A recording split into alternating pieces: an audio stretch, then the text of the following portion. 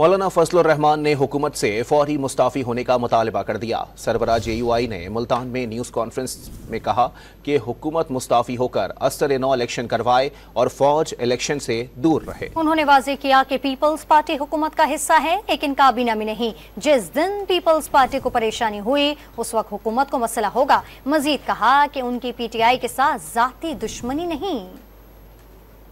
जो हमारे मुतालबे हैं कि अस्तर नौ इलेक्शन हो, हुकूमत मुस्ताफ़ी हो जाए और फौज इलेक्शन से दूर रहे। किसी एजेंसी का इलेक्शन से कोई ताल्लुक नहीं होगा।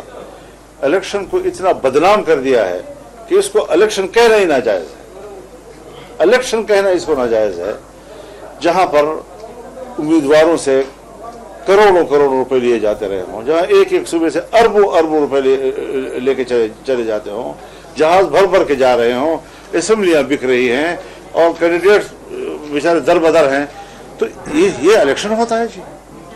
हम मुतमईन होंगे इस बात पर कि हाँ, हम वाकई पार्लियामेंट के मेंबर हैं और हम क्या मुल्क के अंदर एक VIP का इस वक्त स्टेटस रखते हैं। इस हवाले से हमारा मौक़िफ़ बड़ा वाज़ेह है और हम जो कुछ कह चुके हैं इंशाअल्लाह इसी जगह पे मामला को पहुंचाएंगे कि मामला ठीक हो जाए। मुल्क इस जहन को ख़त्म करना है कि क्या हम मुल्क में एस्टेब्लिशमेंट के रजामंदी के बगैर कोई तहरीक नहीं चला सकते। क्या हमारा हर इलेक्शन उनकी मर्जी से होगा?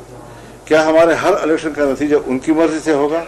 इसके खिलाफ जंग लड़नी है और अगर कौम नहीं उठेगी और कौम अपने इस वोट को तहफ़्फ़ुज़ नहीं फराहम करेगी तो फिर हम मुसलसल गुलामी की तरफ जा रहे हैं।